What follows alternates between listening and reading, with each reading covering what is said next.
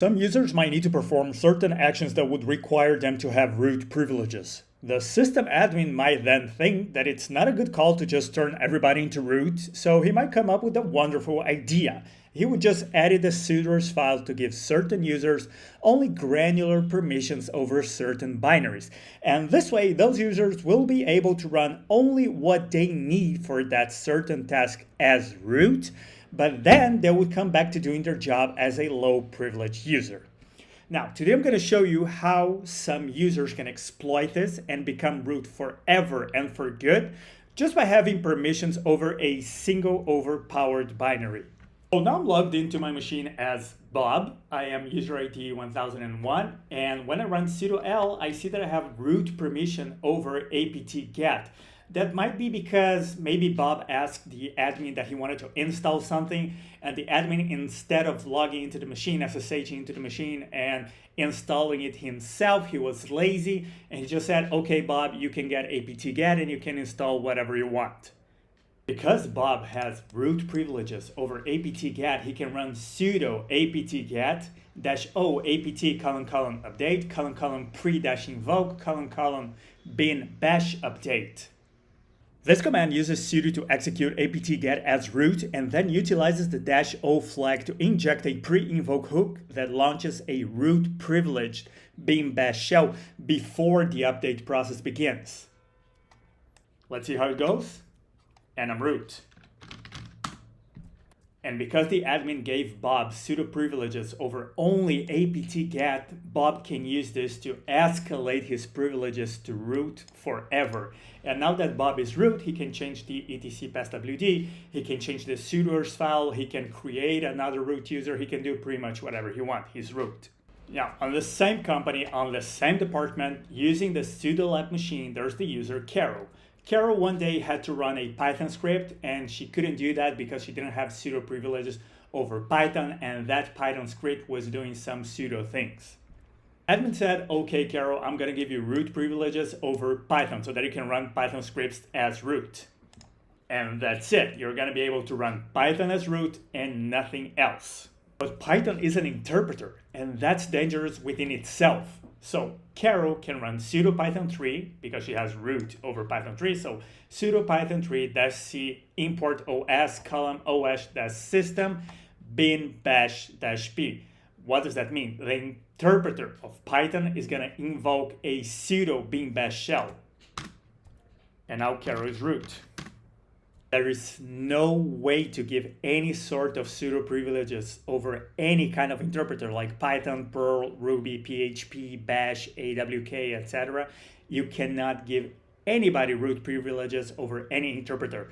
Whenever you do this, you give this user instant root.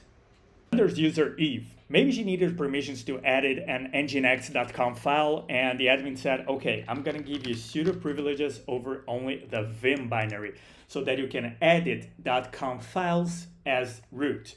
But you cannot do anything else. You can only use vim to edit files, which is dangerous within itself.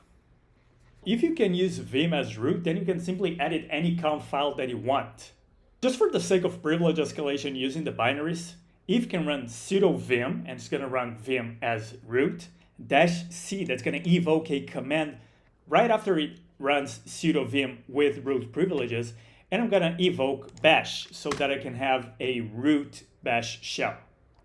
Sudo vim is going to run vim as root courtesy of sudo. The -c bash flag tells vim to execute a command immediately after opening, and the exclamation point bash spawns a bash shell within vim. Now, because vim was opened with root privileges, the bash shell will have root privileges. Then the sysadmin got a bit smarter and he thought, okay, I'm not going to give Frank root permissions over vim so that he can edit files. I'm going to give him sudo privileges over less so that he can read files, but he's not going to be able to edit files. For example, the /etc/shadow file is a root-owned file, and low privilege users cannot read it. But Frank needed to read it for some reason, and the admin gave him root privileges over the less binary so that he can read the /etc/shadow file. But he cannot edit it. He cannot do anything other than reading. Or that's what the admin thought. But I have this file open with last using root privileges. Now I can just type !bin/bash, and I'm gonna have a root bash shell. Now I'm root. What happens is that the last pager allows you to execute arbitrary shell commands by typing ! followed by the command, which causes the pager to spawn a new subshell inheriting the root privileges of the last process that I ran as root. So giving root privileges over the last binary to any low privilege user is basically giving that user the possibility of becoming root, because he can use sudo less and then he can run any command as root. So if for any reason you need a low privilege user to have access to read any file, just give him permissions. That's what chmod is for. And then we have user Henry. Henry is not going to have root privileges over less and not going to have root privileges over vim.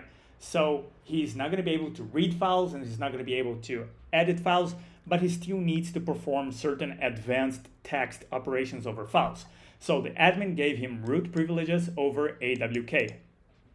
AWK is a language within itself and it is an interpreter. So just like Python, if someone have root privileges over AWK, he can spawn a bin bash with root privileges.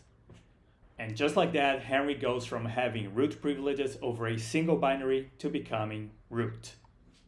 And then we have user Leo. Now, Leo needed to archive some files, so the admin gave him root privileges over the tar binary so that he can run sudo tar and archive files that he doesn't own.